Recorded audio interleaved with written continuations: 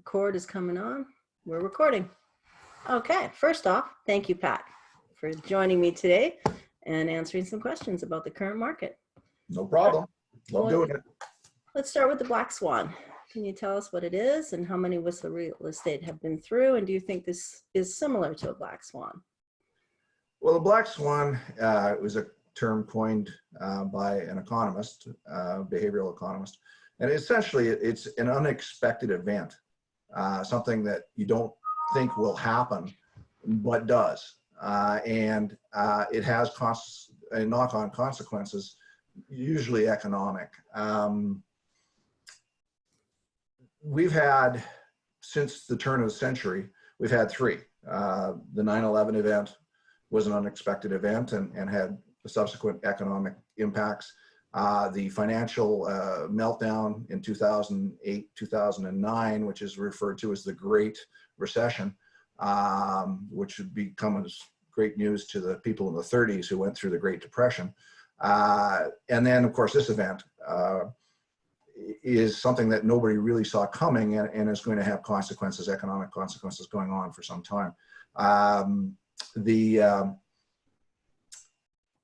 Some people would suggest that, generally speaking, what happens is it leads into some sort of a recession. And Whistler has also gone through a number of those. There was one in the 80s, there was one in 91, there was one in 2000, there was the 9/11 one subsequent to that.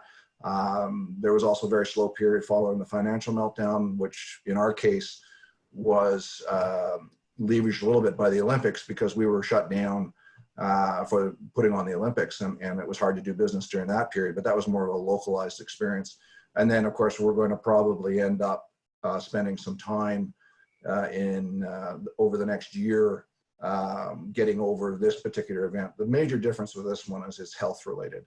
The other ones have been largely financial, and it's health related in a way that the whole world is impacted as compared to maybe a localized experience would happen with 9/11. And the economic downturn was more a result of a response to that and the idea that North America could be threatened. This is a much different scenario and feels very much different to me right now.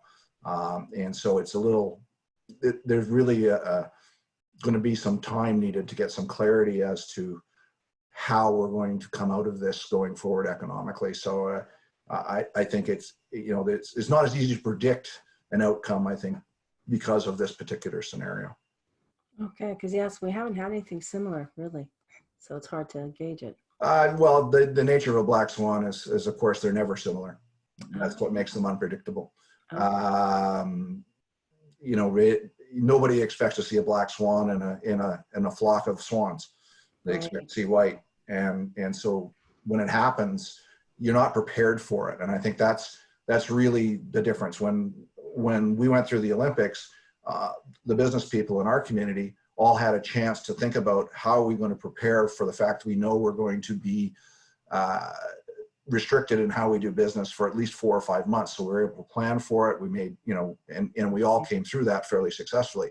This one, I'm not sure how many of us are prepared for 5, 6, 7 months of having to probably not have the resources we've had over the last 6 or 7 years. So to that extent, it makes for a lot more stress and a lot more insecurity and anxiety about what will happen, particularly when it's not clear how long it's going to go for. Okay. So what's the current market doing for real estate? Well, it was doing great until about March the 15th. We were actually, volume sales activity was ahead of the same period a year ago. It was consistently 50, 60 sales a month in Whistler and about 10 in Pemberton.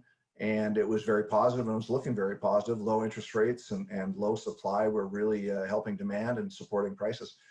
As of March 15th, the level of activity of new transactions has fallen steadily and dramatically. And I think until such time as we go back to some, let's call it a normal level of access to day-to-day life, that we can expect very low levels of activity going forward, which means that sellers are going to have to be patient. Just changing the price isn't necessarily going to bring the buyer out, and they're going to have to be adaptable to the realities of recognizing the health requirements that we've got coming and showing houses, some of the issues that are cropping up with tenants, where you can't evict a tenant anymore, remove a tenant anymore. Until all those things go away, putting deals together will be require more creativity, more hard work, and probably there won't be as many of them for the foreseeable future. That's the short term, and and I expect that that's going to be into the fall, probably.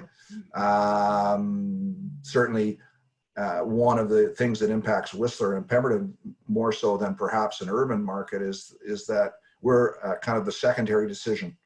The first thing people are going to focus on are their own homes and their own families, and then they're going to think about secondary purchases and discretionary purchases. So I would expect that you will see some sort of activity recovery in the city, in Vancouver and in the Lower Mainland, before you see it here. That is sector sensitive. I think for instance, the rental properties in Whistler are probably going to be a bit more challenged than second homes and properties that are used for personal lifestyle. That makes sense. Okay, so that's a short-term focus, I think, for Pemberton as well, and Whistler next 30, 90 days. So we're into the fall. Do you think prices will go down? Well, whenever a volume falls, when there's less buyers, there always needs to be sellers. There's always sellers. Sellers have a reason to sell. And so if there's some urgency to that, what happens is they have to drop their prices in order to get the buyer to perceive value. So statistically, yes. I think in the short term, if somebody had to do something in the next 6 months, and they're going to have to probably bring prices below what they may have thought of 3 weeks ago. So at the end of the day, when we do the analysis, yeah, prices are going to be lower in the short term. In the long run, no. I think, if you can get through this without having to sell, the fundamentals that drive the marketplace in Whistler and Pemberton are still very true. I mean, it's short supply, constrained areas for development, very low interest rates, beautiful place to live. I think in addition to that, everybody's gotten so comfortable with things like Zoom that many people are starting to realize they can do their jobs from their home, and what better place to do it than a place like this? I mean, look at the backdrop behind you. I know that's a picture. It's actually snowed today, so I know that's not what it looks like. But people are going to realize that we're only 2 hours from Vancouver. We have internet. We have a safe, beautiful community. So in the long run, I would expect that prices may wobble a little bit in the short term, but in the long run, I think they'll go back and continue to do their slow but steady uphill climb. We're just going to have a little bit of a pause and maybe a minor reset, and then it'll start forward again. And that's really how you should look at real estate. Trying to look at a real estate purchase as how much can I make a year from now isn't really how you should invest in real estate. You should be looking at, well, you shouldn't be doing that for your personal home anyways, but if you're investing in real estate, you should be looking at the long run, not at the short term. It's going to be bumpy here for probably 6 months to a year, and then I think we'll just go back to the trend that we were seeing prior to March the 15th, which was a pretty much slow but steady uphill movement in valuations. Okay. Any advice or recommendations going forward from here? Well, stay safe, obviously. Stay safe and do what you can to flatten the curve. That's very important because use your time at home effectively. I hear that the home renovation stores and the paint stores and everybody are very busy with people working on their homes and increasing their value. So if you can do that, do that. It never hurts to add value to your home. You'll always get it back at some point. Be patient and know that we will get through this. We always have before.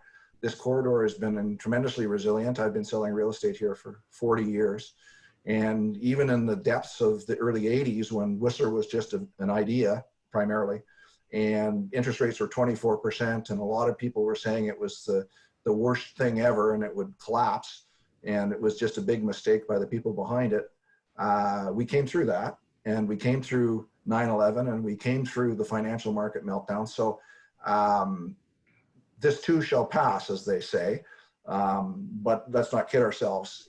I think we need to be cautious on what we spend money on. We need to know that until we have clarity about the future, we can't start solving problems or solving challenges. And we're still in a period right now, and probably will be until the end of this month, of not really understanding what we're going to need to do to get out of what would appear to be a recessionary period of some sort.